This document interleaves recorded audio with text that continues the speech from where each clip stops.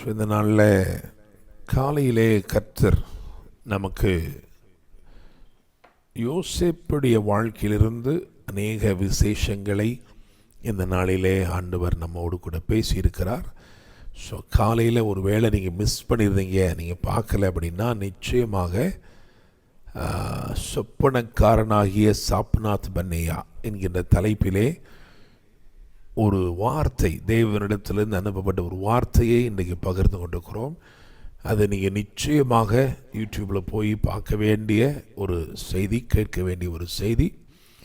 அந்த செய்தியை நிச்சயமாக கேளுங்கள். அது மாத்திரமல்ல, இப்பொழுது பிரசங்கிக்கப்பட போகிற காரியமும் அதற்கு தொடர்புடைய ஒன்றாக இருக்கிறது. 2 வசனங்களை மட்டும்தான் வாசிக்க போகிறோம். பழைய ஏற்பாட்டிலிருந்து ஒன்றும், புதிய ஏற்பாட்டிலிருந்து ஒன்றும். அந்த வசனங்களை வாசித்து இந்த நாளிலே கர்த்தர் நமக்கு வைத்திருக்கிற இந்த வார்த்தைகளை தியானிக்க போகிறோம். நான் விசுவாசிக்கிறேன், நிச்சயமாக இந்த வார்த்தையிலிருந்தும் தீர்க்க தரிசனமாய் தேவன் உங்கள் ஒவ்வொருவரோடும் கூட இடைபட உண்மையிலவராக இருக்கிறார். ஸோ நிறைய பேர், கிட்டத்தட்ட 120 குடும்பங்கள் இணைந்திருக்கிறீங்க. நீங்கள் முடிந்தவர்கள் நீங்கள் வீடியோவில் வந்தீங்கன்னா ரொம்ப ரொம்ப மகிழ்ச்சியாக நாங்கள் உங்களை பார்த்து ஊழியம் செய்யலாம். இப்போது ஒரு சிலர் தான் இருக்கிறீங்க. ஸோ இதில் உங்களை நாங்கள் பார்த்துட்டே பேசணுன்னா ரொம்ப நல்லாயிருக்கும். சில நேரத்தில் ஆண்டவர் தீர்க்க தரிசனமாக இடைப்படுவார். அதனால் நான் நம்புகிறேன், இந்த இரவு நீங்கள் பெற்றுக்கொள்ளும்படி ஏதோ இருக்கிறது. உங்களுக்கென்று தேவன் வைத்த ஏதோ ஒரு something that is reserved for you. Praise God, amen. So இந்த வாரத்திலே இப்படி தான் இருக்கும் நான் நம்புகிறேன். சவுல் பிரயாணமாய் புறப்பட்டு கழுதைகளை தேடப் போய் நினைத்திராமல் கழுதையைத்தான் தேடி போனான். ஆனால் அவன் எதிர்பார்த்திராதவைகள் அவனுக்காக அங்கே இருந்தது. A portion was preserved for him, a position was reserved for him. I want to tell you, the prophecies that you haven't heard until now, God is going to declare it over your life. Price the Lord. இதுவரைக்கும் கேட்டிராத தேவ சத்தத்தை நிச்சயமாய் நீங்கள் கேட்பீர்கள். கர்த்தர் உங்களுக்கு ஊழியம் செய்வார். 2 வசனங்களை வாசிக்க போகிறோம். ஆதியாகமம் 43 அதில் 8வது வசனம், ரோமர் 8ஆம் அதிகாரம் அதிலே 19வது வசனம். அவைகளை மாத்திரம் வாசிக்க கேட்போம். பின்னும் யூதா தன் தகப்பனாகிய இஸ்ரவேலை நோக்கி, நீரும் நாங்களும் எங்கள் குழந்தைகளும் சாகாமல் உயிரோடு இருக்கும்படி நாங்கள் புறப்பட்டு போகிறோம். பிள்ளையாண்டானை என்னோடே அனுப்பும். ரோமர் 8:19. மேலும் தேவனுடைய புத்திரர் வெளிப்படுவதற்கு சிருஷ்டியானது மிகுந்த ஆவலோட காத்து கொண்டிருக்கிறது. ஆமென். தேவ புத்திரர் வெளிப்படும் பொருட்டு சிருஷ்டியானது மிகுந்த ஆவலோட காத்து கொண்டிருக்கிறது. Price the Lord. பழைய ஏற்பாட்டில் சரித்திர நிகழ்வுகளாக பல காரியங்கள் எழுதப்பட்டிருக்கிற போதிலும் இவைகளிலே ஆழமான புதிய ஏற்பாட்டு சத்தியங்கள் ஆங்காங்கே பதிந்திருக்கிறது. வேத புஸ்தகம் வெறும் சரித்திர நிகழ்வுகளை வரிசைப்படுத்தும் புத்தகம் அல்ல. அதிலே இருக்கிற சத்தியம், வேதம் சொல்கிறது, சத்தியத்தையும் அறிவீர்கள், சத்தியம் உங்களை விடுதலையாக்கும். ஸோ நான் காலையில் ஒரு கேள்வியை எழுப்பினேன், பிரசங்கத்தில் ஒரு கேள்வி எழுப்பினேன். என்ன கேள்வி என்று சொன்னால், யோசேப்பை இந்த யாக்கோபு இவ்வளவாய் நேசிப்பதற்கு என்ன காரணம் அப்படின்னு கேட்டேன். ஒரு சிலர் சொன்னாங்க முதிர் வயதில் பிறந்த குமாரன் அப்படின்னா அதையும் தாண்டி பென்யமீன் இருக்கிறானே இல்லையா? ஸோ ஒரு சரியான ஒரு பதிலை சொல்ல முடியல. பென்யமீன் இருக்கிறான், அப்போ இவனை விட அவன் தானே இருந்திருக்கணும். கடைசி குமாரன், ஒருவேளை வீட்டிலே கடைக்குட்டி அப்படின்னாலும் அது பென்யமீனாக தானே இருந்திருக்கணும். எப்படி இந்த யோசேப்பின் மேல் இவ்வளவு நேசம் அப்படின்னா, ஒரு கம்பேர் பண்ணுற ஒரு ஸ்டடி, அதாவது யோசேப்பையும் இயேசு கிறிஸ்துவையும் இப்படி ஒப்பிட்டு பார்க்கும் பொழுது பார்த்தீங்கன்னா, யோசேப்பு தன் சகோதரரால் பகைக்கப்பட்டான், இயேசு தன் சொந்த ஜனங்களால், யூதர்களால் பகைக்கப்பட்டார். யோசேப்புக்கு ஒரு சொப்பனம் தான் முக்கியமாக இருந்தது. இயேசு கிறிஸ்துவுக்கு ஒரு தரிசனம் தான் முக்கியமாக இருந்தது. அவருடைய அந்த பிதாவின் சித்தத்தை நிறைவேற்றுகிற அந்த ராஜ்யத்தை குறித்த தரிசனத்தோடு இயேசு இருந்தார். யோசேப்பு தகப்பனுக்கு பிரியமான பிள்ளை. இயேசுவை பற்றி வேதம் சொல்லுகிறது, அவர் பிதாவுக்கு நேசகுமாரன். இங்கே ஒரு பலவர்ண அங்கி இருக்கிறது, அங்கே ஒரு விலையேறப்பெற்ற உடை, அவருடைய வஸ்திரத்தின் பேரிலே சீட்டு போட்டு எடுத்தார்கள். விலையேறப்பெற்ற உடை சொல்லப்பட்டிருக்கிறது. இங்கே விற்கப்பட்டான் என்று எழுதியிருக்கிறது. அங்கே இயேசு காட்டி கொடுக்கப்பட்டார். இங்கே 20 வெள்ளிக்காசுனா அங்கே 30 வெள்ளிக்காசு. இங்கே காவல் கிடங்கு அப்படின்னா அங்கே கல்லறை. இங்கே வெறுங்குடி என்றால் அங்கே பாதாளம். இங்கே யோசேப்பு உயர்த்தப்பட்டான், இயேசு கிறிஸ்து உயிர்த்தெழுந்து உயர்த்தப்பட்டார். நிறைய அப்படியே இருக்கு. ஸோ இவனுடைய லைஃப்பில் இந்த இருக்கிற 12 குமார்களில் இந்த ஒரே ஒருத்தனுடைய லைஃப் தான் கிறிஸ்துவை பின்னாட்களிலே வரப்போகிற கிறிஸ்துவை வெளிப்படுத்தக்கூடிய ஒரு வாழ்க்கையாக அமைந்திருக்கிறது. ரெண்டையும் நம்ம கம்பேர் பண்ணக்கூடிய ஒரு டைப் ஆஃப் கிரைஸ்ட்னு சொல்லக்கூடிய ஒரு வாழ்க்கையாக இருக்கிறது. அப்படிப்பட்ட ஒரு வாழ்க்கை இன்றைக்கி நமக்கும் இருக்கும் என்று சொன்னால், கிறிஸ்துவை வெளிப்படுத்துகிற ஒரு வாழ்க்கை இருக்கும் என்று சொன்னால், நிச்சயமாக நம்மேலும் அந்த பட்சமான நேசம் வருகிறது. புதிய ஏற்பாடு விசுவாசிகளை பற்றி வேதம் சொல்கிறது, ஞானஸ்தானம் எடுத்தவர்கள் எத்தனை பேர்களும் அத்தனை பேர்களும் கிறிஸ்து இயேசுவை தரித்து கொண்டிருக்கிறீர்களே. அப்போ கிறிஸ்துவை வெளிப்படுத்துகிற ஒரு வாழ்க்கை, எல்லா விதத்திலும் கிறிஸ்துவை வெளிப்படுத்துகிற ஒரு வாழ்க்கை அப்படின்னா அந்த வாழ்க்கை நிச்சயமாக விசேஷமடைகிற ஒரு வாழ்க்கையாக இருக்கிறது. சரி, இங்கே பாருங்க, என்னை கேட்கும் தேவ பிள்ளைகளே, யோசேப்பு அப்படின்னாலே சொப்பனம்தான்.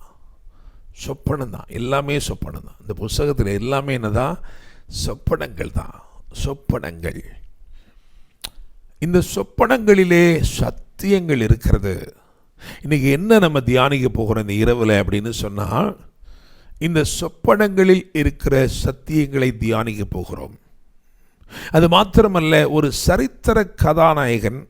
ஆனால் இன்றைக்கு இவ்வளவு தூரம் இதிலிருந்து நம்ம பிரசங்கம் பண்ணுகிறோம்னா அதுக்கு என்ன காரணம் என்பதை தியானிக்க போகிறோம். இன்னும் நான் சொல்லப்போனால், இந்த பழைய ஏற்பாட்டு சரித்திர சம்பவம் அது எவ்விதத்திலே குமாரத்துவத்தோடு இணைக்கப்பட்டிருக்கிறது என்பதையும் நம்ம சொல்ல போகிறோம். இதுக்கு இடையில் ஒரே ஒரு தீர்க்க தரிசனமாக இந்த நாட்கள், இந்த வாரத்தில் ஆண்டவர் என்ன செய்வார் அப்படின்றத இறுதியாக ஒரே ஒரு வசனத்தையும் நான் சொல்லும்படி விரும்புகிறேன். முதலாவது, இங்கே இருக்கிற சொப்பனங்களை நான் 3ஆக பிரிக்கிறேன். ஏன்னா இந்த யோசேப்புடைய சரித்திரம் எல்லாமே சொப்பனங்கள் தான். அப்போ இந்த சொப்பனங்களை நான் 3ஆக பிரிக்கிறேன். எப்படி பிரிக்கிறேன்னா, யோசேப்பின் சொப்பனங்கள், அதுக்கப்புறம் தலைவர்களின் சொப்பனங்கள், அதாவது பானபாத்திரக்காரரின் தலைவன், சுயம்பாகிகளின் தலைவன், அந்த தலைவர்களின் சொப்பனங்கள். 3வது பார்வோனின் சொப்பனம். பார்வோனின் சொப்பனங்கள். அப்போ சொப்பனங்களிலே சத்தியம் இல்லை என்றால் அவைகள் இன்றைக்கி எழுதப்பட்டிருக்க மாட்டாது. இன்னும் இப்படி சொல்லலாமே, அதாவது 2 சொப்பனம், யோசேப்பு பார்த்த 2 சொப்பனம் தான் வேதத்தில் பதிவு செய்யப்பட்டிருக்கிறது. ஒரு 2 சொப்பனத்தை பார்த்துட்டான் அப்படின்றதுக்காக யாராவது அவனை சொப்பனக்காரன்னு சொல்லுவோமா? சொல்லவே மாட்டோம். அப்படின்னு சொன்னால் அவன் பலதரப்பட்ட சொப்பனங்களை கண்டான், பல சொப்பனங்களை கண்டான். அவனுடைய வாழ்க்கையின் மேன்மை குறித்து பல சொப்பனங்கள் அவனுக்கு அருளப்பட்டது. ஆனால் அவைகளுள் 2 மாத்திரம் எழுதப்பட்டிருக்கிறது. காரணம் என்னவென்று சொன்னால், அந்த 2ம் கிறிஸ்து இயேசுவை பற்றினது. அப்போ இதில் நான் 3ஆக பிரிக்கிறேன். யோசேப்பின் சொப்பனங்கள் அது எங்கே இருக்குது அப்படின்னா, முதல் சொப்பனம் ஆதியாகமம் 37, அதில் 5லிருந்து 7 வரையுள்ள வசனங்கள். யோசேப்பு ஒரு சொப்பனம் கண்டு அதை தன் சகோதரருக்கு அறிவித்தார். அதை நிமித்தம் அவனை இன்னும் அதிகமாய் பகைத்தார்கள். அவன் அவர்களை நோக்கி, நான் கண்ட சொப்பனத்தை கேளுங்கள். நாம் வயலில் அறுத்த அரிகளை கட்டி கொண்டிருந்தோம். அப்பொழுது என்னுடைய அரிக்கட்டு நிமிர்ந்திருந்தது, உங்கள் அரிக்கட்டுகள் என் அரிக்கட்டை சுற்றி வணங்கி நின்றது என்றான். ஆமென். சரி, இந்த முதல் சொப்பனம் இது இயேசுவை பற்றின சொப்பனமாக இருக்கிறது. அரிக்கட்டு என்று சொல்வது எப்போவுமே எப்படி இருக்கும் தெரியுமா? எப்போவுமே அது வணங்கி தான் நிற்கும். அரிக்கட்டு அப்படின்னு சொன்னாலே அந்த அரிகளை கட்டி எடுத்து வரும் பொழுது அந்த அரிக்கட்டு எப்படி தான் இருக்கும்? அந்த கதிர்கள் நிமித்தமாக அந்த அரிக்கட்டு எப்படி தான் இருக்கும்? வணங்கி தான் நிற்கும். ஆனால் இங்கே சொல்லப்பட்டிருக்கிறது, என்னுடைய அரிக்கட்டு நிமிர்ந்து நின்றது. ஏன் இப்படி சொல்கிறாங்க அப்படின்னா, Jesus will live a life that is supernatural. இயேசு இயற்கைக்கு அப்பாற்பட்ட வாழ்க்கையை வாழப்போகிறவர் என்பதை இந்த சம்பவத்தின் மூலமாக, சொப்பனத்தின் மூலமாக வேதம் எடுத்துரைக்கிறது. அடுத்த சொப்பனம் எப்படி இருக்கு பாருங்களேன். அடுத்த சொப்பனம் 37:9, ஆதியாகமம் 37:9. அவன் வேறொரு சொப்பனம் கண்டு தன் சகோதரரை நோக்கி, நான் இன்னும் ஒரு சொப்பனத்தை கண்டேன். சூரியனும் சந்திரனும் 11 நட்சத்திரங்களும் என்னை வணங்கினது என்றான். ரைட். இந்த இரண்டாவது சொப்பனமும் இயேசுவை பற்றிய சொப்பனம் தான். இந்த சொப்பனம் என்ன சொல்லுது அப்படின்னா, கிறிஸ்து இயேசு என்ன மேசியா எப்படிப்பட்டவர் என்று சொன்னால், இவர் காலத்தை கடந்தவராக இருப்பார். Time cannot limit him. Praise the Lord. ஆமென். என்னை கேட்கும் தேவனுடைய பிள்ளைகளே, நம்முடைய ஆண்டவராக இயேசு கிறிஸ்து எப்படிப்பட்டவராக இருக்கிறார் அப்படின்னா, அவர் சூப்பர் நேச்சுரலாக இருக்கிறார். அவருடைய பிள்ளைகளாக இருக்கிற நீங்களும் நானும் நிச்சயமாகவே சூப்பர் நேச்சுரலாக இருப்போம். நம்மை சுற்றி நிற்கிறவர்கள் எல்லாரும் வளைந்து தான் இருக்கிறார்கள் என்றாலும் நீங்களும் நானும் கிறிஸ்துவுக்கு நிமிர்ந்து நிற்கும்படி, தேவ நீதியினால் நிறைந்து நிற்கும்படி, தைரியமாய் நிற்கும்படி, கம்பீரமாய் நிற்கும்படி கர்த்தர் நமக்கு உதவி செய்வார். Price the Lord. அப்போ நான் இதை ப்ராஃபட்டிக்காக டிக்ளேர் பண்ணுகிறேன். இந்த வாரத்தில் there will be a difference, ஒரு வித்தியாசம் ஏற்படும். உங்களை சுற்றிலும் நிற்கிறவர்கள் உங்களுக்கு முந்தினவர்கள், அப்படிதானே? ஏன்னா எல்லா சகோதரர்களும் அவனுக்கு முந்தினவர்கள். அவனுக்கு முந்தினவர்கள் எல்லாரும் வணங்கி நிற்கும்போது பிந்தினவனாகி அவன் எப்படி நிற்கிறான் தெரியுமா? நிமிர்ந்து நிற்கிறான். நீங்களும் அப்படியே நிற்கும்படி கர்த்தர் கிருபை செய்வார். Price the Lord. அதே போல இயேசு காலத்தை கடந்தவராய் அதன் மேல் அதிகாரமுடையவராய் இருந்தது போல உங்கள் வாழ்க்கையிலையும் nothing can limit you. Everything that is time bound, I want to tell you, you will have victory over that. Amen. Praise the Lord. Deadline கொடுத்துட்டாங்கன்னா கவலைப்படாதீங்க. You will definitely win that deadline. அதை மிஞ்சக்கூடிய, அதை மேற்கொள்ளக்கூடிய ஆற்றல் கிறிஸ்து இயேசுவினாலே உங்களுக்கும் எனக்கும் ஆவியானவர் மூலமாய் அருளப்பட்டிருக்கிறது. எனவே நிச்சயமாக நீங்கள் ஜெயிச்சிருவீங்க. Price the Lord. அப்போ யோசேப்பின் சொப்பனங்கள் அப்படின்னு எடுத்துட்டிங்கன்னா, அந்த சொப்பனங்கள் இயேசுவை பற்றின சொப்பனங்கள், கிறிஸ்துவை பற்றிய சத்தியங்கள். அடுத்தது தலைவர்களின் சொப்பனத்துக்கு வருவோமே. பானபாத்திரக்காரரின் தலைவனும் சுயம்பாகிகளின் தலைவனும் சொப்பனம் பார்க்கிறார்கள். இவங்க ரெண்டு பேரும் இவங்களுடைய காரியங்கள் 40 அதிகாரத்தில், ஆதியாகமம் 40 அதிகாரத்தில் சொல்லப்பட்டிருக்கிறது. இவங்க ரெண்டு பேரும் பார்த்தீங்கன்னா வசனம் அதில் 1 வாசிங்க. 40:1. இந்த நடவடிக்கைகளுக்கு பின்பு எகிப்து ராஜாவுக்கு பானபாத்திரக்காரனும் சுயம்பாகியும் எகிப்து ராஜாவாகிய தங்கள் ஆண்டவனுக்கு குற்றம் செய்தார். ரைட். 2 பேர் இருக்காங்க பாருங்க. பானபாத்திரக்காரனின் தலைவன், சுயம்பாகிகளின் தலைவன். So these are appointed people, appointed to please the king. அதாவது ராஜாவை பிரியப்படுத்தும்படி உத்தியோகம் பெற்றவர்கள். நம்ம எல்லாருக்கும் அதுதான், அப்படிதானே? நீங்களும் நானும் ராஜாவை பிரியப்படுத்த வேண்டும் என்கின்ற ஒரு உத்தியோகக்காரராக இருக்கிறோம். ஓகே, இதில் பாருங்களேன், இந்த 2 சொப்பனம், இந்த சொப்பனம், இவங்களுடைய சொப்பனம் எதற்குரியதாக இருக்கிறதுன்னு சொன்னால், ஏன்னா நான் சொன்ன மாதிரி யோசேப்பு, அந்த யோசேப்புடைய சரித்திரத்தில் எல்லாமே சொப்பனமாக தான் எல்லாமே இருக்குது. எல்லாமே ஆண்டவர் சொப்பனங்களுக்குள்ளேயே அடங்கி வச்சிட்டார். அப்போ யோசேப்பின் சொப்பனம் கிறிஸ்து இயேசுவை பற்றிய வெளிப்பாடுகள் அடங்கி இருக்கிறது. இந்த 2 சொப்பனமும் எதற்கு அடையாளமாக இருக்குன்னா, ஆவிக்குரியவனின் அடையாளமாகவும் மாம்சத்திற்குரியவனின் அடையாளமாகவும் இருக்கிறது.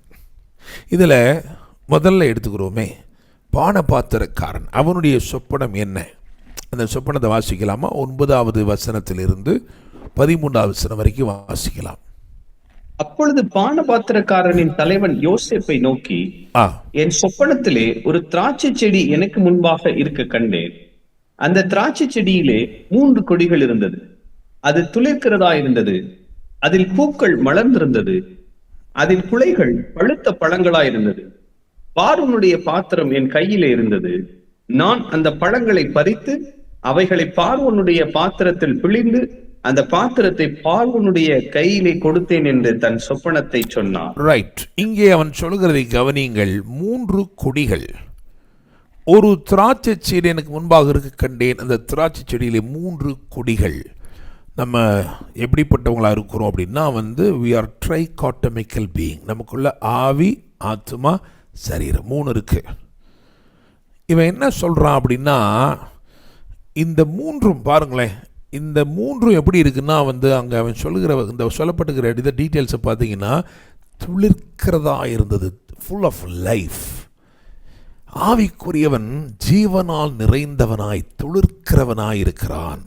அது மாத்திரமல்ல, வேதம் சொல்கிறது பூக்கள் மலர்ந்திருந்தது.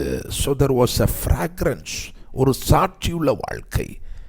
ஆவிக்குரியவன் எப்படி இருக்கிறான் அப்படின்னா, அவன் ஜீவன் உள்ளவனாய், ஜீவனை வெளிப்படுத்துகிறவனாய் இருக்கிறான்.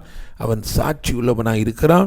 அது மாத்திரமல்ல, அங்கே சொல்லப்பட்டிருக்கிறது அதன் குலைகள் பழுத்த பழங்களாய் இருந்தது. நம்முடைய வாழ்க்கை எப்படி இருக்குதுன்னா, கிறிஸ்துவினால் வருகிற நீதியின் கனிகளால் நிறைந்த ஒரு வாழ்க்கையாக இருக்கிறது. இப்படி எடுப்போமே, அதாவது ஆவிக்குரியவன் தேவனை பிரியப்படுத்துவதற்கு அவன் தன்னை சார்ந்து கொள்ளவில்லை. சரியா? அவன் திராட்சை செடியாகிய கிறிஸ்துவை சார்ந்திருக்க. அவனுக்கு தெரியுது, கிறிஸ்து இல்லாமல் நான் தேவனை பிரியப்படுத்தவே முடியாது. இப்போ அப்படியே அடுத்தவன் எடுத்து பாருங்களேன். அடுத்தவனுடைய சொப்பனம் எப்படி இருக்குன்னா, 16வது வசனத்திலிருந்து 40ஆம் அதிகாரம் 16ஆம் வசனம். அர்த்தம் நன்றா இருக்கிறது என்று சுயம்பாகிகளின் தலைவன் கண்டு. பார்த்தீங்களா? அர்த்தம்னா அது முதல்ல அர்த்தத்தை வரைக்கும் கவனிச்சிருக்கிறான். அர்த்தம் சொல்லட்டும், முதல்ல நல்லா இருந்தால் நம்ம சொப்பனத்தை சொல்லுவோம், இல்லைன்னா சொல்ல வேண்டாம். அர்த்தம் நன்றாயிருக்கிறது என்று கண்டு சுயம்பாகிகளின் தலைவன் யோசேப்பை நோக்கி என்ன சொல்றான் பாருங்களேன். என் சொப்பனத்தில் 3 வெள்ளை கூடைகள் என் தலையின் மேல் இருக்க கண்டேன். வெள்ளை கூடைகள், அங்கே கொடிகள், இங்க என்ன இருக்குது? இங்கே கூடைகள். அப்புறம் மேற்கூடையிலே பார்வோனுக்காக சமைக்கப்பட்ட சகலவித பலகாரங்களிலும் கொஞ்சம் கொஞ்சம் இருந்தது. பார்த்தீங்களா? கொஞ்சம் கொஞ்சம் இருந்தது. என் தலையின் மேல் கூடையில் இருந்தவைகளை பறவைகள் பட்சித்தது. ஸோ இங்கே சொல்கிறதே பாருங்களேன், மாய்மாலக்காரன், மாம்சத்திற்குரியவன் எப்படி இருக்கிறான்? மாய்மாலக்காரனாக இருக்கிறான். அதனால தான் வெள்ளை கூடைகள்னு போட்டிருக்கு. 3 கூடைகள், அப்படித்தானே? அங்கே 3 கொடிகள், இங்கே 3 கூடைகள். கொடிகள் அப்படின்னு சொல்லும் போதே அது செடியிலிருந்து ஆட்டோமேட்டிக்காக வர்றது. ஆனால் கூடைகள் அப்படின்னாலே அதில் என்ன இருக்குது தெரியுமா? மனுஷ கை வேலை, அப்படி தானே? மனுஷனாக தான் அந்த கூடையை செய்யணும். அதையும் பாருங்கள், சுயம்பாகிகளின் தலைவன் எப்படி இருக்கிறான்? அதாவது பானபாத்திரக்காரரின் தலைவன் திராட்சை பழங்களை, திராட்சை செடியவே சார்ந்திருக்கிறான் ராஜாவை பிரியப்படுத்த.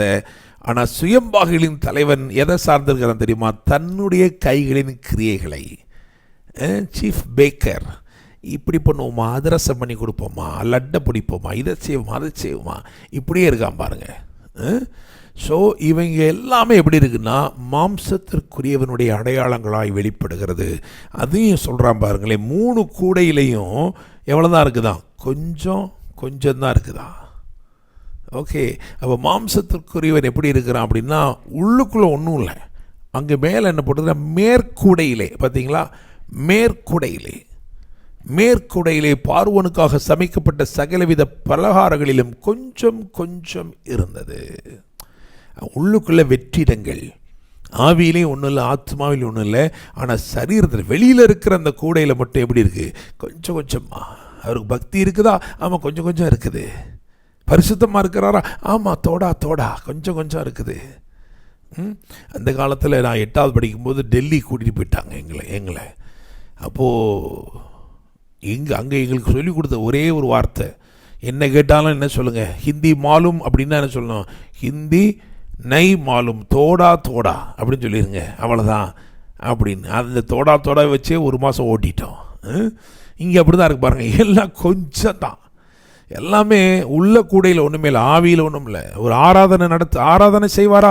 ஆமாம் செய்வார். எங்கே இருந்தாலும் செய்வார், மேற்கூடையிலேருந்து லேசாக எடுப்பார், அப்படியே ஸ்தோத்திரம் அப்படி ரெண்டு அப்படி தெளிக்கிற மாதிரி அப்படியே ஸ்தோத்திரம் அல்லேலூயா அப்படி பாரு, அவ்வளோதான், முடிஞ்சு போச்சு.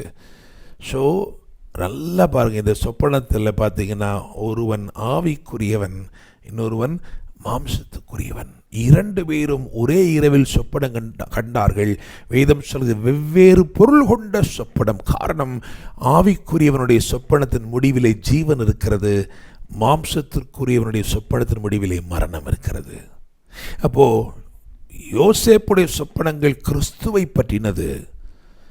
இந்த சுயம்பாகிகளின் தலைவன், பானபாத்திரக்காரன் தலைவன், இந்த தலைவர்களின் சொப்பனம் ஆவிக்குரிய மற்றும் மாம்சக்குரிய மனுஷனை குறித்த சொப்பனங்களாக இருக்கிறது. இனி பார்வோனுடைய சொப்பனத்துக்கு வருவோமே. பார்வோன் சொப்பனங்கள் பார்க்கிறான். அவனுடைய சொப்பனங்கள் ஆதியாகமத்தின் புத்தகம் 41ஆம் அதிகாரம் 1-7 வரையில் வசனங்கள் எழுதப்பட்டிருக்கிறது. வாசிக்கலாம். 2 வருஷம் சென்ற பின்பு பார்வோன் ஒரு சொப்பனம் கண்டான். அது என்னவென்றால், அவன் நதி அண்டையிலே நின்று கொண்டிருந்தான். அப்பொழுது அழகும் புஷ்டியுமான 7 பசுக்கள் நதியிலிருந்து ஏறி வந்து புல் மேய்ந்தது. அவைகளின் பின் அவலட்சணமும் கேவலமுமான வேற 7 பசுக்கள் நதியிலிருந்து ஏறி வந்து நதி ஓரத்தில் மற்ற பசுக்கள் அண்டையில் நின்றது. அவலட்சணமும் கேவலமுமான பசுக்கள் அழகும் புஷ்டியுமான 7 பசுக்களையும் பட்சித்து போட்டது. இப்படி பார்வோன் கண்டு விழித்துக் கொண்டான். மறுபடியும் அவன் நித்திரை செய்து 2ஆம் விசை ஒரு சொப்பனம் கண்டான். நல்ல செழுமையான 7 கதிர்கள் ஒரே தாளில் இருந்து ஓங்கி வளர்ந்தது. பின்பு சாவியானதும் கீழ்காற்றினால் தீண்டதுமான 7 கதிர்கள் முளைத்தது. சாவியான கதிர்கள் செழுமையும் நிறைமேனியுமான அந்த 7 கதிர்களையும் விழுங்கி போட்டது. அப்பொழுது பார்வோன் விழித்துக் கொண்டு அது சொப்பனம் என்று அறிந்தான். ஆமென். அப்போ பார்வோனுடைய சொப்பனத்தை பாருங்களேன். முதல்ல பேசிக்காக ஒன்று நீங்கள் என்ன தெரிஞ்சுக்கணும் அப்படின்னா, dreams are a mode of communicating. God trying to communicate with us. சொப்பனம் நீங்கள் பார்க்குறீங்க அப்படின்னா, அந்த சொப்பனத்தின் மூலமாக ஏதோ ஒரு சத்தியம், ஏதோ ஒரு செய்தி இருக்கிறது. ஓகே, வேதம் சொல்லுது தொல்லையின் திரட்சியினால் சொப்பனம் பிறக்கும்னு இருக்குது.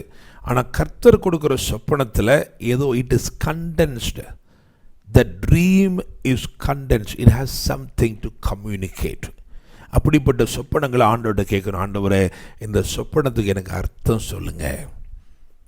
எங்களுடைய ஊழியத்தில் ஒன் ஆஃப் த திங் என்ன அப்படின்னா, பல சொப்பனங்களுக்கு தேவன் சரியான அர்த்தங்களை வெளிப்படுத்தி கொடுத்துருக்கிறார். ரொம்ப ரொம்ப ரொம்ப ரொம்ப முக்கியம். சில dreams will disturb you. It will not allow you to sleep. And there are certain dreams ஏன்னா பாருங்க, அதாவது சாலமோனுக்கு சொப்பனத்தில் தான் ஞானமே கிடைக்குது, அப்படிதானே? ஆமாவா? ராத்திரி படுக்கும்போது மனுஷ ஞானத்தோடு படுக்கிறான், காலையில் எந்திரிக்கும் போது தெய்வீக ஞானத்தோடு எழும்புகிறான். அப்போது through a dream God can do anything. ஜோசஃபுடைய லைஃப்பில் ஸ்டார்டிங்லேருந்து எண்டு வரைக்கும் எல்லாமே ட்ரீம் தான். அந்த ட்ரீம் மூலமாக தான். So God was able to pack his destiny into that dream. அப்படி தான் ஆண்டவர் இன்றைக்கும் சிலருடைய வாழ்க்கையில் சொப்பனங்கள் மூலமாக இடைப்படுகிறார். ஆனால் சொப்பனம் அப்படின்றது it's a language. It communicate something. இதை எடுத்தோடனே ஓகே என்ன சொப்பனம், அப்படியா, சரி ராஜாவே, நீங்கள் நல்ல ஒரு ஃபார்ம் லேண்டு வச்சு நல்ல மாடு வளங்க, அதான் சொப்பனம், அப்படியா? இல்லை, அதுக்கு என்ன இருக்குது? அர்த்தம் இருக்கிறது. யோசேப்பின் சொப்பனம் இயேசுவை பற்றினது. தலைவர்களின் சொப்பனம் ஆவிக்குரிய மாம்சத்துக்குரிய இந்த காரியங்களை குறித்த சொப்பனமாயிருக்கிறது. பார்வோனுடைய சொப்பனம் யோசேப்பு வெளிப்படுத்தின வார்த்தையின்படியே காலங்களை குறித்த வெளிப்பாடாக இருக்கிறது. எப்படிப்பட்ட காலம், கடைசி காலம் எப்படி இருக்கிறது என்று சொன்னால், அழகுள்ளவைகள் அவலட்சணமானவைகளை விழுங்க பார்க்கிற காலம், செழுமையானவைகளை சாவியானவைகள் விழுங்க பார்க்கிற காலம், நன்மையானவைகளை தீமையானவைகள் விழுங்க பார்க்கிற காலம், பரிசுத்தமானவைகளை பாவமானது விழுங்க பார்க்கிற காலம், பலமுள்ளவைகளை பலனில்லாதவைகள் விழுங்க பார்க்கிற காலம், சத்தியத்தை பொய்யானவைகள் விழுங்க பார்க்கிற காலம். தேவனோடு உள்ள ஐக்கியத்தையும் உறவையும் உலக சிநேகம் விழுங்க பார்க்கிற ஒரு காலமாயிருக்கிறது. அப்போ ஆண்டவர் என்ன சொல்ல வந்திருக்கிறார் இந்த சரித்திரத்திலிருந்து அப்படின்னா, இயேசு எப்படிப்பட்டவர், அது மாத்திரமல்ல சபை எப்படிப்பட்டதாக இருக்க வேண்டும், அது மாத்திரமல்ல கடைசி காலம் எப்படிப்பட்டதாக இருக்கும் என்கின்ற சத்தியத்தை அழகாக இதில் என்ன பண்ணியிருக்கிறார்னா வரிசைப்படுத்தி இருக்கிறார். அதனால தான் ரொம்ப முக்கியமாக நீங்களும் நானும், கடைசி காலத்தில் இருக்க நீங்களும் நானும், ஏன்னா இந்த சொப்பனத்திற்கு அர்த்தம் சொல்லலாம், இதுக்கு தீர்வு கொடுக்க வேண்டிய இடத்திலே நீங்களும் நானும் இருக்கிறோம். நீங்கள் யோசிச்சு பாருங்களேன், நீங்களே கவனிக்கலாம். அந்த கடைசி காலத்தில் அன்பு எவ்வளோ தனிஞ்சு போயிடுச்சுன்னு பாருங்களேன். நீங்கள் வளர்ந்த நாட்களில் நீங்கள் சிறு பிள்ளைகளாக இருக்கும்போது எவ்வளவு அன்பு இருந்தது, எவ்வளவு அந்யோன்யம் இருந்தது. ஆனால் இப்போ என்னவாயிருச்சு தெரியுமா, கடைசி காலத்தில் மனிதர்கள் தற்பிரியராய் பணப்பிரியராய், அப்படிதானங்க. அப்போ இந்த நாட்களில் தீர்வு உள்ளவர்கள், நீங்களும் நானும் தீர்வு உள்ளவர்கள், கிறிஸ்துவை தரித்திருக்கிற நீங்களும் நானும் தீர்வு உள்ளவர்களாயிருக்கிறோம். நீங்களும் நானும் எழும்ப வேண்டும். Praise the Lord. ஆமென். யோசிச்சு பாருங்க, காவல் கிடங்கிலே இருந்த ஒருவனை களஞ்சியங்களின் கதாநாயகனாக கர்த்தர் மாற்றினார். உங்ககிட்ட தீர்வு இருக்கும் அப்படின்னு சொன்னால் தேசங்கள் உங்களை தேடி வரும். Praise the Lord. ஆமென். சரி, இப்போ இதற்கும் குமாரத்துவத்துக்கும் என்ன சம்பந்தம்? இந்த செய்தி ஒருவேளை யோசேப்பு பற்றி எழுதியிருக்கிறது, ஏன்னா யோசேப்பு கிறிஸ்துவை வெளிப்படுத்துகிறதுனால யோசேப்பு பற்றி எழுதியிருக்கு நம்ம சொல்லிடலாம். ஆனால் அதை தாண்டி how are we connected into this, அதான் இன்னைக்கு இரவு நம்ம தியானிக்க வேண்டிய செய்தி. நீங்களும் நானும் இதில் எப்படி இணைக்கப்பட்டிருக்கிறோம். அல்லேலூயா. ஒரு சரித்திர நிகழ்வு தான், ஆனால் எவ்வளவு தேவ ஞானத்தோடு அது அழகாக வடிவமைக்கப்பட்டுகிறது என்று சொன்னால், இப்போ நம்ம வாசித்த வசனத்துக்கு திரும்ப போவோம். ஆதியாகமம் 43:8.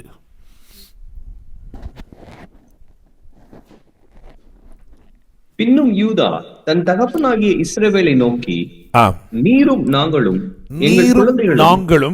எங்கள் குழந்தைகளும் சாகாமல் உயிரோடு இருக்கும்படி நாங்கள் புறப்பட்டு போகிறோம், பிள்ளையாண்டானை என்னோட அனுப்பும். ரைட், நல்லா கவனிங்க.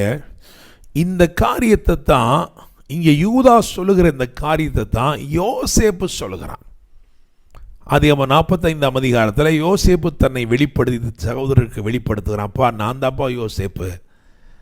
என்ன நீங்கள் சாப்புநாத் பண்ணையா நினச்சிக்கிட்டு இருக்கிறீங்க, ஆனால் அந்த சாப்புநாத் பண்ணையாக்குள்ள ஒரு யோசேப்பு, உங்களோடு உறவாடக்கூடிய, உங்களுக்கு உரிமை இருக்கக்கூடிய ஒரு யோசேப்பு இருக்கிறனப்பா அப்படின்னு சொல்லி யோசேப்பு தன்னை வெளிப்படுத்துகிறான். பார்த்தீங்களா? அப்படி வெளிப்படுத்திட்டு சொல்லுகிறான், நீங்கள் பயப்படாதீங்க, நீங்கள் கவலைப்படாதீங்க, நீங்கள் அல்ல, தேவனே ஜீவரட்சனை உண்டாகும்படி தேவனே என்னை உங்களுக்கு முன்னே அனுப்பினார். நீங்கள் சாகாமல் உயிரோடு இருக்கும்படி தேவனே அனுப்பினார். அப்படி என்று சொன்னால் அதுதான் தேவ திட்டம் என்று வைத்துக்கொள்வோம். அதான் தேவ திட்டமே. ஆனால் அந்த தேவ திட்டம் நிறைவேறுவதற்கு ஒரு காரியம் இங்கே சொல்லப்பட்டு, நல்லா கவனிங்க. முதல்ல அதாவது யோசேப்புடைய நிலைமை எப்படி இருக்கு அப்படின்னா, வேதம் சொல்லுகிறது 41ஆம் அதிகாரத்தில், ஆதியாகமம் 41ஆம் அதிகாரத்தில் அவனுடைய பிள்ளைகளுக்கு பேர் வைக்கிறான் யோசேப்பு. அந்த மூத்தவனுக்கு என்ன பேர் வைக்கிறான் அப்படின்னா மனாசே. 51 இருக்குன்னு நினைக்கிறேன். என்ன வைக்கிறான்னா மனாசேன்னு வைக்கிறான். ஏன் என்ன சொல்கிறான் அப்படின்னா, என் வருத்தம் யாவையும் என் தகப்பனுடைய குடும்பம் அனைத்தையும் நான் மறக்கும்படி தேவன் பண்ணினார். ஆண்டவர் என்ன பண்ணிட்டார்னா, அவன் எல்லாத்தையும் மறக்க வச்சிட்டார். அவன் சொப்பனத்தையெல்லாம் மறந்துட்டான், எல்லாத்தையுமே மறந்துட்டான்.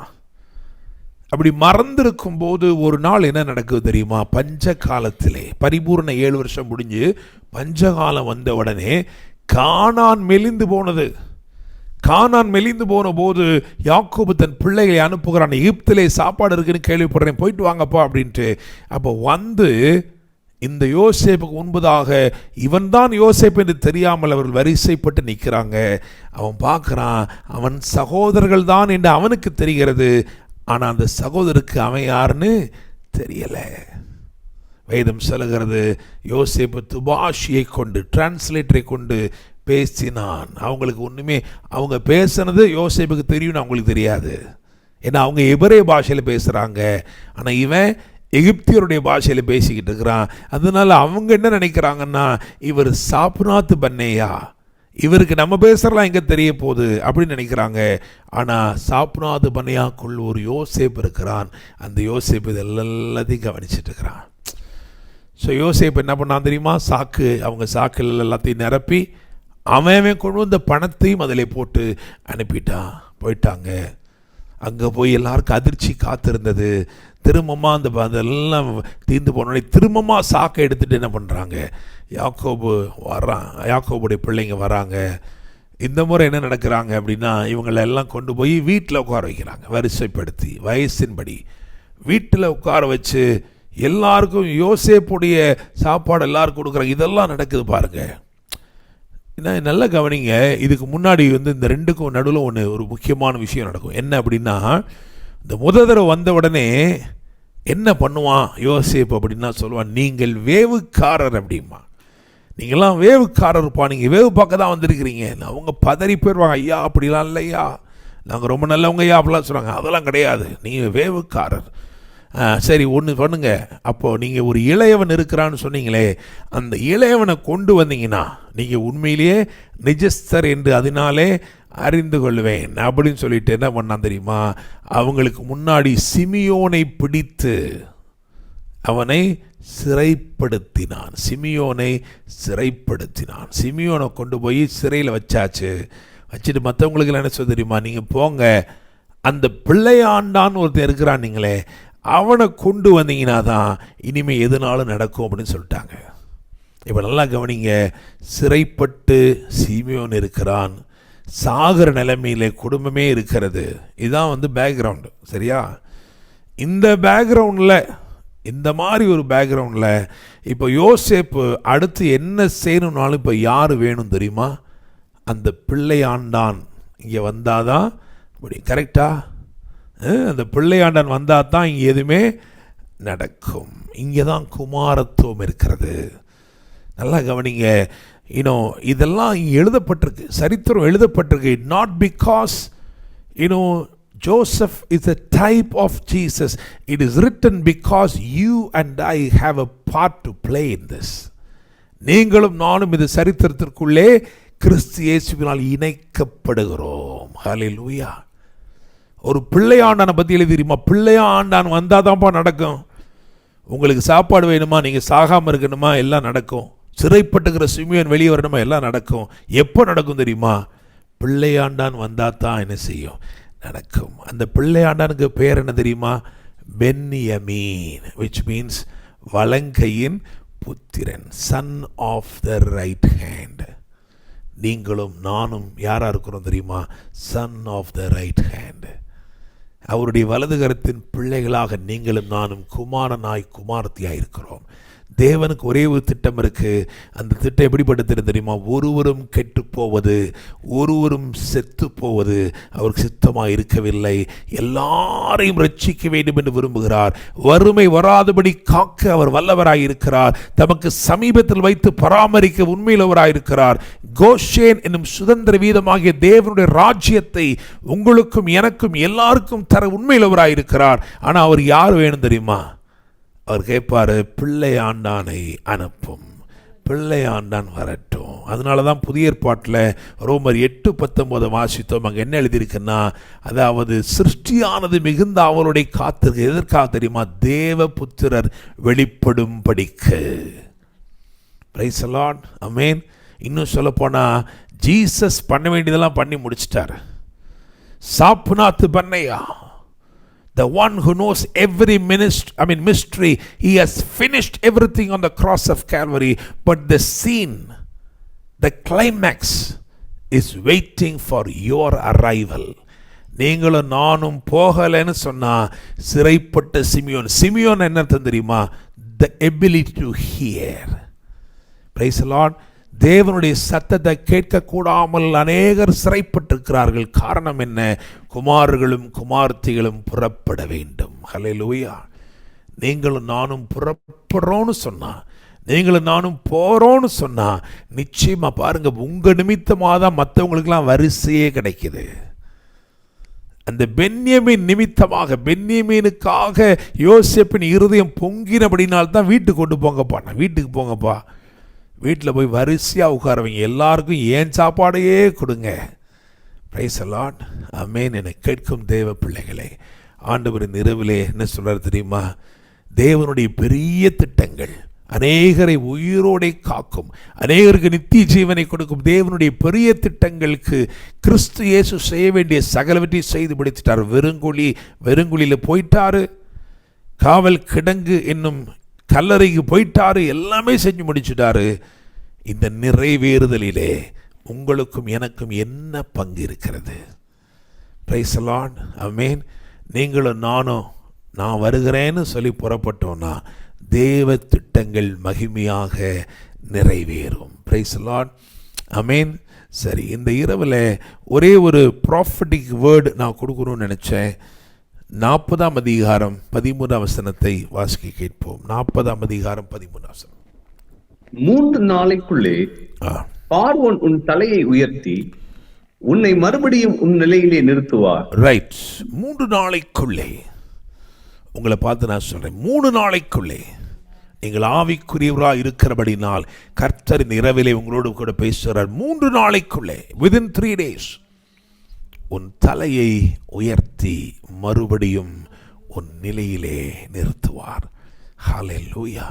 Price the Lord. இன்னும் 3 daysல, 3 நாளைக்குள்ளே உன் தலையை உயர்த்தி மறுபடியும் உன் நிலையிலே நிறுத்துவார். முன் செய்தது போல் ராஜ சமூகத்திலே அவருக்கு பிரியமானதை அவருக்கு பகிர்ந்து கொடுப்பாய். ஹல்லேலூயா. Price the Lord. அவர் பிரியப்படுத்துகிறவைகளை உங்கள் கையிலே வைத்திருப்பீர்கள். Price the Lord. Amen. within 3 days ஆண்டவர் சொல்றார், I'm going to lift your head. உன் தலையை நான் உயர்த்த போகிறேன். நீ திராட்சை செடியாகிய கிறிஸ்துவை சார்ந்திருக்கிறபடினால், அவரையே சார்ந்திருக்கிறபடினால் நீ வெட்கப்படுவதில்லை. உன் தலை உயர்த்தப்படும். உன் சிறையிருப்புகள் முடிவுக்கு வருகிறது. ஆண்டவருடைய சத்தம் உனக்கு துணிக்கும். Price the Lord. ஹல்லேலூயா. கர்த்தருடைய சத்தம் உனக்கு துணிக்கும். 3 நாட்களில் அவர் உன் தலையை உயர்த்துவார். நீ மறுபடியும் உன் நிலையிலே நிறுத்தப்படுவாய். கண்களை மூடி நாம் ஜெபம் பண்ணலாம். பரலோக தேவனே, உம்மை துதிக்கிறோம், உம்மை ஸ்தோத்திரிக்கிறோம் தகப்பனே. ஆண்டவரே ஸ்தோத்திரப்பா. ஆண்டவரே, இந்த நாளிலும் ஆண்டவரே யோசேப்புடைய வாழ்க்கையிலிருந்து இன்னும் ஆழமாய் தியானிக்கும்படி கிருபை செய்திருக்கிறீரப்பா. ஆண்டவரே, கிறிஸ்துவை பிரதிபலிக்கும் ஒரு வாழ்க்கை அவனுடைய வாழ்க்கையாய் இருந்தபடினால் விசேஷித்த ஆசீர்வாதங்களை பெற்றுக்கொண்டான். ஆண்டவர் உங்களை பார்த்து சொல்றாரு, யாக்கோபு மூலமாக யோசேப்புக்கு வந்த நன்மைகளில் 2 காரியம் மறக்கவே முடியாது. அதில் ஒன்று பலவர்ணமான அந்த அங்கி. யோசேப்பு யார் என்கின்ற அடையாளத்தை அவன் அறிந்து கொள்ளும் முன்பதாக, யோசேப்பு மேன்மையாய் உயர்த்தப்படுவதற்கு முன்பதாக, இந்த தகப்பன், இந்த பிதாவின் நேசம் ஆண்டவர் சொல்றாரு, நீ ஒன்றுமே இல்லாமல் இருக்கும்போது, நீ யார் என்று உனக்கு தெரியாமலே இருக்கும்போது என்னுடைய நேசம் உன்னை விசேஷப்படுத்தும். வெளியரங்கமான நேசம், மற்றவர்கள் பார்த்து அடையாளப்படுத்தக்கூடிய அளவு உன்மேல் என்னுடைய நேசம் வெளிப்படும். அது மாத்திரமல்ல, அதே யாக்கோபு யோசேப்பு உயர்த்தப்பட்ட பிறகு அதே யாக்கோபு யோசேப்புக்கு ஒரு நிலத்தை எக்ஸ்ட்ராவாக கொடுத்து பிந்தினவனாக இருந்த அவனை முந்தினவனாய் சேஷ்ட புத்திர பாகத்தின் ஆசீர்வாதத்தின் நிமித்தமாய் முந்தினவனாய் மாற்றினான். Praise the Lord. ஹல்லேலூயா. யோசிச்சு பாருங்க, யோசேப்பால எவ்வளவு மேன்மை அடைந்தாலும் இந்த பிதா செய்த செயல் நிமித்தமா, தகப்பன் செய்த செயல் நிமித்தமா அவனுடைய ஆர்டரே மாறிடுச்சு. இன்றைக்கு ஆண்டவர் சொல்லுகிறாரு, I will begin to display my love. I will begin to shower my love. You will witness the overwhelming love of God. Yes, my Lord. Hallelujah. ஒரு பலவர் நங்கி கூட ஈஸியாக கொடுத்துடலாம். ஆனால் ஒரு பர்த் ஆர்டர் பிந்தி போன ஒருவனை முந்தி வைக்க முடியுமா? முடியும். ஆண்டவர் சொல்றாரு, கவலைப்படாத, நான் உன்னுடைய வாழ்க்கையில் உன் பின்தங்கிற நிலைமையை நான் முந்தினவனா மாற்ற போகிறேன். அநேகரை தாண்டி அநேகரை முந்தி உன்னை நிலைப்படுத்துவேன். ஹல்லேலூயா. Thank you, Holy Spirit. நன்றி தகப்பனே, இந்த இரவு நீர் அனுப்பின இந்த வார்த்தைகளுக்காய் நன்றி செலுத்துகிறோம் தகப்பனே. ஆண்டவரே அப்பா, அநேகர் மூர்ச்சை அடைந்து கொண்டிருக்கிறார்கள், அநேகர் சாக கிடக்கிறார்கள். அப்பா, நீர் கிருபையாய் இறங்கி ஆண்டவரே குமாரத்துவத்தின் ஆண்டவரே ஆசீர்வாதத்தோடு அதிகாரத்தோடு இப்படி ஜனத்தை புறப்படச் செய்யும். ஆண்டவரே, நாங்கள் புறப்பட்டால் சகல காரியங்களும் நிச்சயமாகவே மாறும். ஆண்டவரே, நாங்கள் புறப்பட்டால் வறுமை வராதபடிக்கு அநேகர் காக்கப்படுவார்கள். ஆண்டவரே, அந்த வெளிப்பாடோடு நாங்கள் புறப்பட உங்களுடைய நாமத்தை மகிமைப்படுத்த உதவி செய்யும்ப்பா. ஆண்டவரே ஸ்தோத்திரம். இந்த நாளிலும் இணைந்திருக்கிற ஒவ்வொருவரையும் இயேசுவின் நாமத்தில் ஆசீர்வதிக்கிறோம். ஒவ்வொருடைய வாழ்க்கையிலும் இந்த தீர்க்க தரிசன வார்த்தை அப்படியே நிறைவேறட்டும். நீர் இவர்கள் தலையை உயர்த்தி மறுபடியும் அவர்களுடைய நிலையிலே அவர்களை நிறுத்துவீராக என்று ஜெபிக்கிறோம் தகப்பனே. ஆண்டவரே ஸ்தோத்திரப்பா, நாங்கள் எல்லாரும் இணைந்திருக்கிறதே நேரத்தில் ஆண்டவரே விசேஷமாக தமிழ்நாட்டில் நடக்க போகிற எலெக்ஷனுக்காக நாங்கள் ஜெபிக்கிறோம். ஆண்டவரே, கர்த்தருடைய தீர்மானங்கள் மாத்திரம் நிறைவேறுவதாக, மனுஷனுடைய எண்ணங்கள் அல்ல. ஆண்டவரே, மனுஷனுடைய தீர்மானங்களே அல்ல. ராஜாக்களை தள்ளி ராஜாக்களை ஏற்படுத்துகிற தேவன். ஆண்டவரே ஸ்தோத்திரம் அப்பா, இந்த தமிழ்நாட்டுக்கு எந்த ஆட்சி சரியாக இருக்கும் என்று நீர் நிர்ணயித்திருக்கிறீரோ அந்த ஆட்சியே நடக்கும்படி கிருபை செய்வீராக என்று ஜெபிக்கிறோம் தகப்பனே. ஆண்டவரே, தோமா என்னும் சீஷனை அனுப்பி ஆண்டவரே தமிழ்நாட்டிலே அவன் இரத்தம் சிந்துபடி செய்திருக்கிற தேவன். ஆண்டவரே, இந்த தமிழ்நாட்டில் இருக்கிற எழுப்புதல் பிரகாசமாய் நடக்கும்படி, தொடர்ந்து நடக்கும்படி, ஆண்டவரே தடையின்றி நடக்கும்படி கிருபை செய்தருளும் தகப்பனே. எந்த மதவாத இயக்கங்களும் இங்கே கால் மிதிக்காதபடிக்கு கர்த்தர் வேலி அடைத்துக் கொள்வீராக என்று ஜெபிக்கிறோம் தகப்பனே. ஆண்டவரே ஸ்தோத்திரப்பா, நீர் யாரை கொண்டு வந்து வைக்கிறீரோ அவர்கள் கர்த்தருக்கு பயந்தவர்களாக இருக்கும்படிக்கும் ஆண்டவரே இந்த தேசம், இந்த தமிழ்நாடு எல்லா விதத்திலும் ஆண்டவரே கர்த்தரை அறிகிற அறிவிலை விருத்தி அடையவும் ஜெபிக்கிறோம் தகப்பனே. ஆண்டவரே ஸ்தோத்திரப்பா, நீர் யாரெல்லாம் நியமிக்க போகிறீரோ அவர்கள் சரியாக இந்த ஆண்டவரை தமிழ்நாட்டை ஆண்டு கொள்ளும்படி கிருபை செய்யும் தகப்பனே. ஆண்டவர், ஒவ்வொரு விசுவாசிகளையும் உடைய கரங்களை தருகிறோம். ஆண்டவரே, இந்த ஓட்டிங் ரைட்ஸை சரியாக அவர்கள் பிரயோஜனப்படுத்தட்டும் தகப்பனே. ஆண்டவரே, எல்லாவற்றுக்கும் மேலாக தேசத்திற்காய் ஜெபிக்கிற ஒரு பாரத்தை ஒவ்வொரு இருதயத்திலும் கர்த்தர் தருவீராக என்று ஜெபிக்கிறோம்ப்பா. கர்த்தர் மகிமைப்படுவீராக. இந்த நாளில் இணைந்த ஒவ்வொருவரையும் ஆண்டவரே பற்பல தேசங்களிலிருந்து இணைந்திருக்கிற ஒவ்வொரு தேவ பிள்ளைகளையும் ஆசீர்வதிக்கிறோம். கர்த்தர் இந்த வார்த்தையின்படி ஆசீர்வதிப்பீராக. ஆண்டவரே, கர்த்தர் யோசேப்போடு கூட இருந்தார், அவன் காரியசித்தி உள்ளவனானான் எழுதியிருக்கிறது. அப்படி இந்த நாட்களில் நீர் கூட இருந்து காரியங்களை வாய்க்க பண்ணுங்க. நீர் தலை உயர்த்துகிற தேவன், அப்படியே செய்யும். ஆசீர்வதியும். இந்த வார நாட்களில் உங்களுடைய பிள்ளைகளுடைய பிரயாணங்கள், போக்குவரத்து எல்லாவற்றையும் கர்த்தர் பொறுப்பெடுத்துக் கொள்வீராக. உங்களுடைய பரிசுத்த கரங்களில் எங்கள் ஒவ்வொருவரையும் தாழ்த்தி தருகிறோம். ஆசீர்வதியும், வழி நடத்தும். மீட்பெரும் இரட்சகருமான இயேசு கிறிஸ்துவின் நாமத்தில் ஜெபிக்கிறோம். ஜெபம் கேளும் ஜீவனுள்ள நல்ல தகப்பனே, ஆமேன். என் ஆத்துமாவை கர்த்தரை ஸ்தோத்திரி, என் முழு உள்ளமேடு பரிசுத்த நாமத்தை ஸ்தோத்திரி. என் ஆத்துமாவை கர்த்தரை ஸ்தோத்திரி, கர்த்தர் செய்த சகல உபகாரங்களையும் மறவாதே. ஆமேன். நம்முடைய கர்த்தராயிருக்கிற இயேசு கிறிஸ்துவின் கிருபையும் பிதாவாகிய தேவனுடைய அன்பும் பரிசுத்த ஆவியானவருடைய அந்யோன்ய ஐக்கியமும் சமாதானமும் பாதுகாப்பும் வழி நடத்தலும் ஆசீர்வாதங்களும் நம் அனைவரோடும் கூட இன்னும் சதா காலங்களிலும் தங்கியிருப்பதாக. ஆமேன், ஆமேன்.